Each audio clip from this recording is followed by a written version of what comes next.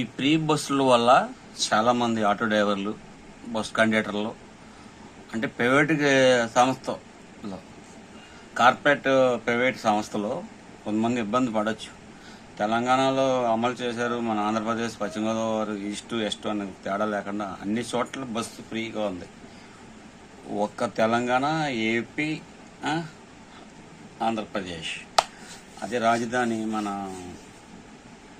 గుంటూరు, అలాగే అమరావతి, విజయవాడ. పవన్ కళ్యాణ్ గారు తీసుకున్న నిర్ణయం, చంద్రబాబు నాయుడు గారు తీసుకున్న నిర్ణయం, నారా లోకేష్ గారు తీసుకున్న నిర్ణయం, అలాగే మన డాక్టర్ నిమ్మలరామన్ గారు తీసుకున్న నిర్ణయం అంత బాగుంది, అంత పర్ఫెక్ట్గా ఉంది. రోడ్డు విషయంలో, కరెంటు విషయంలో, తాగి వాటర్ విషయంలో అన్నీ బాగున్నాయి. పెన్షన్లు, గింక్షన్లు, బియ్యం ఇవ్వడాలు, రేషన్ కార్డులు కొత్త ఇవ్వడాలు అన్నీ బాగున్నాయి. గ్యాస్ బండ ఫ్రీగా ఉన్నది కాబట్టి అది తీసేసి ఏ పార్టీ వచ్చినా, తెలుగుదేశం వచ్చినా, బీజేపీ వచ్చినా, కాంగ్రెస్ వచ్చినా, వైసీపీ వచ్చినా, గవర్నమెంట్ రూల్స్ పాటించడానికి ఒక సింబల్, ఒక స్టాంప్ ఉంటుంది కదా. అంటే దాన్ని ఎవరు మార్చడానికి ఎవరో లేకుండా, ఇప్పుడు అంబేద్కర్ ఉన్నారు, రాజ్యాంగం రాశారు, దాన్ని తీయడానికి లేదు. అలాగే ఒక గ్యాస్ బండ 500కే కుదాయించి ఈ ప్రీ బస్ అనేది, ఈ ప్రీ పథకాలన్నీ తీసేసి రేట్లు ఇంకో డబల్ వచ్చి వాటి మీద పడకుండా ఉంటాయి. మళ్ళీ చెప్తున్నాం, తెలుగుదేశమే ఒక 30-40 సంవత్సరాలు అధికారంలో ఉంటుంది.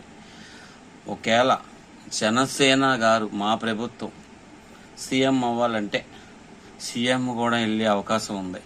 సీఎం కుర్చీలో ఉండి న్యాయం చేసే అవకాశం కూడా ఎక్కువ కనబడుతుంది.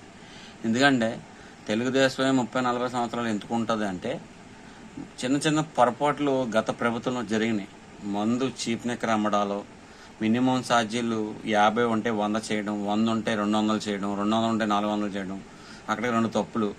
అంటే మన మధ్యతరగతి కుటుంబాలకి కొన్ని స్పెషాలిటీ లేవు, అందలేదు, అవి అందరికీ తెలిసే.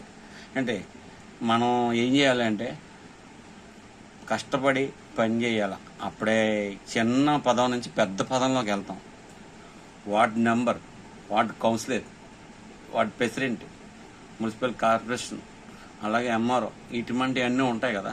ఎలక్షన్లో గెలడం, ఓటింగ్ ఎట్టడం, ఎమ్మెల్సీ ఎలక్షన్, ఇవన్నీ గెలుచుకుంటూ రావాలి. అటువంటి ఏమీ లేకుండా మన పవన్ అన్న మంచి పనులతో అభివృద్ధి చేశారు కాబట్టి 22 సీట్లకి పోటీ చేసి గెలిచారు కాబట్టి, గత ప్రభుత్వంలో వైసీపీతో వారావారుగా వస్తే 1 సీటు గెలిచి ఆ 1 సీటు కూడా లాగేసుకున్నారు.